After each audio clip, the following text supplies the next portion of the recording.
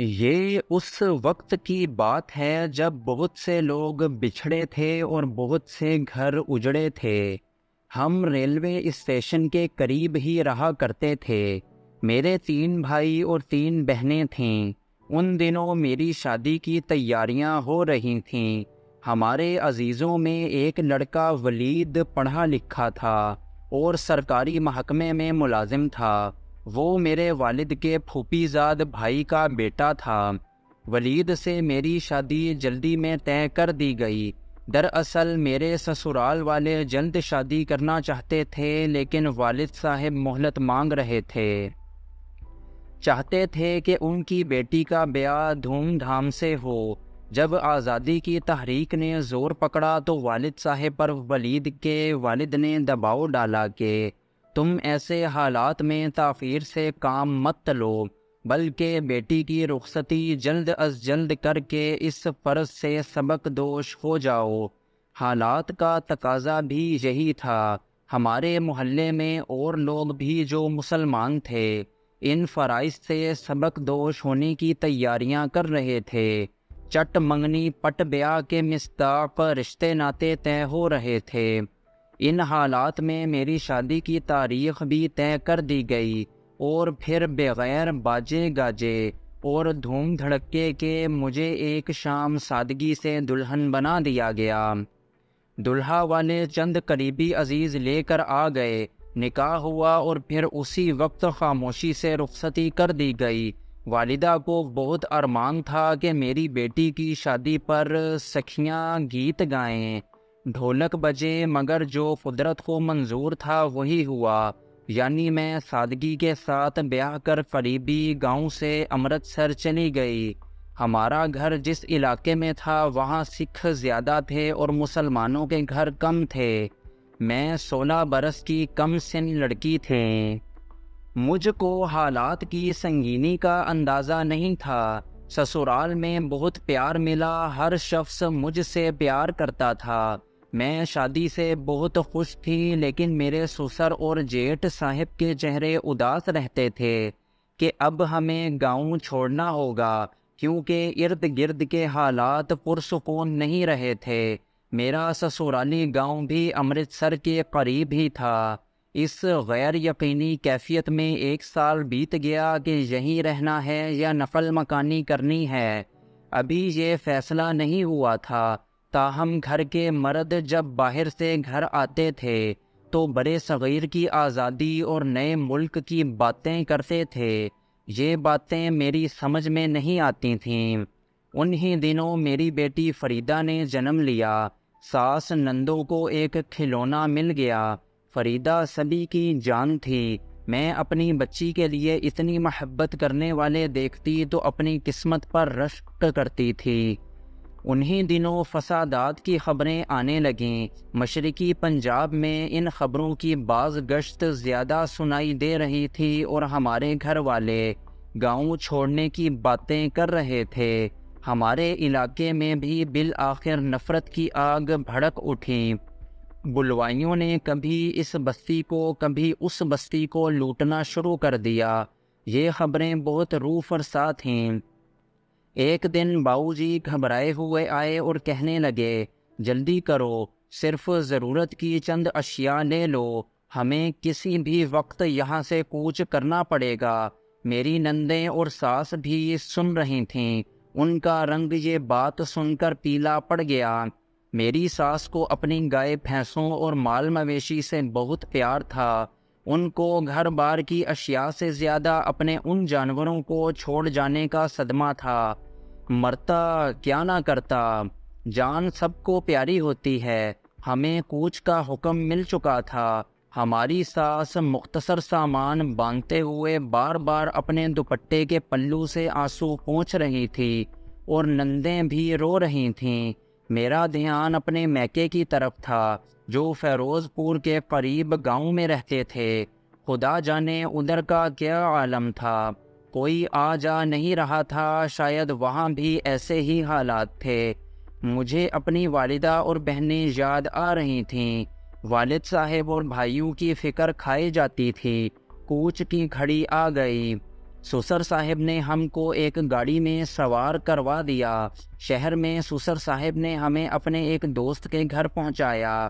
ان کے گھر ہم نے کچھ دن پناہ لینی تھی کیونکہ راستے میں سبھی کی جان کو خطرہ تھا۔ سسر صاحب ہم کو چھوڑ کر واپس اپنے گاؤں جانے لگے تو میں نے ان سے منت کی کہ باؤجی آپ مجھے ساتھ لے چلیے اور کسی صورت میرے والدین سے ملوا دیجیے۔ وہ بولے بیٹی ادھر سے فیروز پور جانا خطرے سے خالی نہیں، ہر طرف خطرہ ہی خطرہ ہے۔ ہدایت کی گئی ہے کہ جو جہاں ہے وہاں ہی رہے۔ اس وقت ہم ایک با اثر خاندان کی پناہ میں ہیں، اگر یہاں سے نکلے تو پھر جانے کوئی ہمیں یہ وقتی پناہ بھی دے یا نہ دے۔ چچا کی بات ایک حقیقت تھی، لیکن میرے سر پر تو اپنے والدین اور بہن بھائیوں کی محبت سوار تھی۔ اس ابتلا کی گھڑی میں ان کا حال جاننا چاہتی تھی اور جلد از جلد ان سے ملنا چاہتی تھی۔ میں نے زور شور سے رونا شروع کر دیا کہ جو ہو مجھے ان کے پاس جانا ہے یا پھر ان کو یہاں لے کر آئیے۔ میری حالت دیکھ کر وہ سوچ میں پڑ گئے۔ انہوں نے وعدہ کیا بیٹی تم تحمل سے کام لو، میں ان کی خیریت معلوم کر کے ہی لوٹوں گا۔ جو ہی کوئی سبیل نظر آئی کہ تم ان تک یا وہ تم تک پہنچ سکیں تو کوشش کروں گا کہ اچھا ہو جائے۔ جن لوگوں نے ہم کو پناہ دی تھی ان کے بزرگ گرچہ ہمارے ہم مذہب نہیں تھے لیکن خدا ترس انسان تھے۔ انہوں نے بھی سمجھایا کہ بچی صبر سے کام لو، یہ بڑا کٹھن وقت ہے۔ میں بھی دھیان رکھوں گا کہ جب بھی کوئی گاڑی فیروز پور جانے والی ہوئی میں تم کو باحفاظت وہاں چھوڑ آؤں گا۔ ان سب کی باتوں سے مجھے صبر نہیں آیا بلکہ مزید رونے لگی۔ 2-3 دن اسی الجھن اور پریشانی میں گزر گئے۔ آخر کار صاحب خانہ نے مجھے خوشخبری دی کہ ان کی گاڑی فیروز پور جا رہی ہے، اگر والدین کی طرف جانا ہے تو تیار ہو جاؤ۔ وہ خود بھی ہمارے ساتھ جا رہے تھے۔ میں اور میری بچی فریدہ جو ان دنوں 6-7 ماہ کی تھی اور میرے سسر صاحب، ہم تینوں بزرگ کے ہمراہ ان کی گاڑی میں روانہ ہو گئے۔ مجھے انہوں نے اپنی بیٹی کے کپڑے پہنا دیے اور میرے سسر نے ویسی ہی پگڑی باندھ لی جیسی سکھ مذہب کے بزرگ باندھتے ہیں۔ راستے میں حالات بڑے مخدوش تھے، لیکن جو بزرگ سردار ہمارے ساتھ جا رہے تھے وہ اس علاقے کے جانے مانے اور با اثر آدمی تھے، اس لیے بلوائی ان کو دیکھ کر ایک طرف ہو جاتے تھے، کوئی بھی ان کی گاڑی کو نہیں روکتا تھا۔ میری دلی کیفیت اور دکھ کو محسوس کرتے ہوئے چچا مجھے لے آئے تھے۔ جب ہم والد کے گاؤں پہنچے تو میں یہ دیکھ کر خوش ہو گئی کہ وہاں سب خیریت سے تھے۔ میکے والے ہم کو دیکھ کر خوش ہوئے۔ ہم ایک روز ان کے پاس ٹھہرے۔ اگلے دن ہمارے میزبان کو واپس جانا تھا۔ انہوں نے ہمیں کہا کہ آپ لوگوں نے واپس جانا ہے تو ابھی نکل چلیے، کل تک کا کچھ پتہ نہیں کہ حالات کیا سے کیا ہو جائیں، ہم یہاں پھنس جائیں گے۔ میرا دل نہ چاہتا تھا کہ اپنی ماں اور بہن بھائیوں کو چھوڑ کر جاؤں، مگر چچا صاحب کی وجہ سے مجبور تھی کہ واپسی کے وعدے پر یہاں لائے تھے۔ جب ہم واپس جانے لگے تو میرے میکے کا ہر فرد رو رہا تھا۔ امی جان فریدہ کو کلیجے سے لگائے ہوئے تھیں۔ جب میں اسے لینے کو ہاتھ بڑھاتی وہ اسے بھینچ کر روکنے لگتیں اور رونے لگتی تھیں۔ ایسی صورت میں مجھے ماں پر رحم آیا۔ سوچا جو خدا کو منظور ہوگا وہ ہوگا، کیوں نہ میں فریدہ کو امی جان کے حوالے کر جاؤں، کیونکہ رستے میں ایسے نظارے دیکھے تھے کہ واپسی میں بھی جی ڈر رہا تھا۔ میں نے اپنی بچی کو آخری بوسہ دیا اور امی کو دے کر کہا اب یہ آپ کے پاس ہی رہے گی، اور جلدی سے باہر نکل کر بزرگ میزبان کی گاڑی میں بیٹھ گئی۔ سفر تمام ہوا اور ہم جس طرح گئے تھے دوبارہ صاحب خانہ کے گھر بخیریت لوٹ کر آ گئے۔ ہم کو خیریت سے دیکھ کر سب کے چہروں پر اطمینان کی لہر دوڑ گئی۔ جس روز ہم لوٹے تھے اس کے دوسرے دن ہی زبردست فسادات شروع ہو گئے اور اس قدر ہولناک خبریں آنے لگیں کہ دل دہل رہے تھے۔ ہمیں میزبان نے گھر کے تہخانے میں کئی دن تک چھپا کر رکھا۔ وہ ہمیں کھانا بھی تہخانے میں پہنچاتے رہے۔ سچ ہے کہ ہر مذہب میں اچھے برے ہوتے ہیں، سب لوگ ایک جیسے نہیں ہوتے۔